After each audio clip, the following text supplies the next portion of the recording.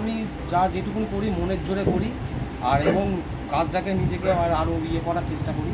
নিজের মনের জোরে যতটা পারি আমি করার চেষ্টা করি। চুঁচুড়ার শ্যামবাবুর ঘাটের বাসিন্দা লালটু পাল 2006 সালে এক পথ দুর্ঘটনার মুখে পড়তে হয় তাকে। এরপরেই শুরু হয় এক কঠিন জীবনযুদ্ধের লড়াই। শারীরিক প্রতিবন্ধকতাকে সঙ্গী করেই প্রতিমা করছেন লালটু।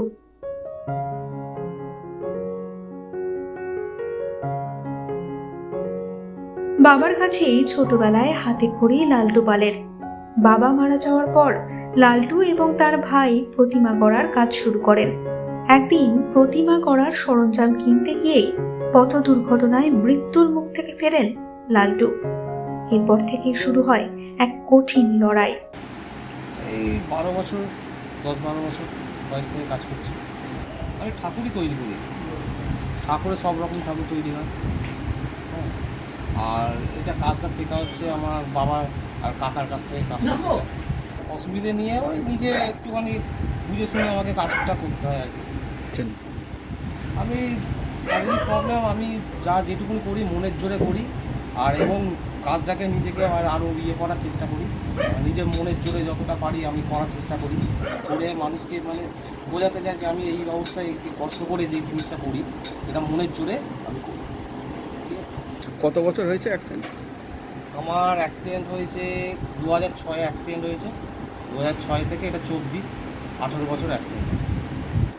এই অবস্থাতেই তাহলে কাজ করছেন? এই অবস্থাতেই কাজ করছি। এবারে কতগুলো ঠাকুর তৈরি করলেন? ওই 10-12টা। হ্যাঁ, ওই খড় বাঁধা, কাঠামো তৈরি করা সব আমি নিজেই করি। আমরা দু ভাই মিলে করি। আমি আর আমার দাদা দুজন মিলে করি।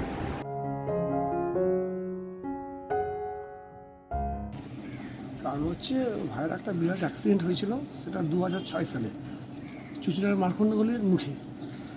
ও যাচ্ছিলো ঠাকুরেরই কিছু জিনিস আনতে যাচ্ছিলো। ওটা স্কুল টাইম ছিল, তখন 1 নম্বর বাস একটা ঢুকে যায়। একটা মেয়ে স্কুল থেকে তাড়াহুড়ো করে পাশে মেয়েটাকে সাইড দিয়ে দেওয়া পড়ে যায় পিছনে। রিচার্জ করে সেই থেকে ওর দুটো চ্যানেল ড্যামেজ হয়ে যায়, নষ্ট হয়ে যায়, যেটা আবার মেডিকেল কলেজে ভর্তি করার পর সেটাকে উপর সিস্টেমের উপর দিয়ে করে দেওয়া হয়। কিন্তু তারপর থেকে মোটামুটি ওইভাবেই চলছে। যেহেতু জায়গাটা নষ্ট হয়ে গেছে, ডাক্তার বললেন উপরে আর কিছু করা যাবে না, ওটা উপর দিয়ে কৃত্রিম সিস্টেমে থাকবে, কিন্তু ও সবই করতে পারবে। হ্যাঁ, ও মোটামুটি 6 ফুট থেকে 10 ফুট অব্দি দুর্গা সবই ও বাঁধছে, মেনলি ওই কাজটা করে, বড়ো কাজটা। তারপর আমি থাকি, পাশে ওর থাকি।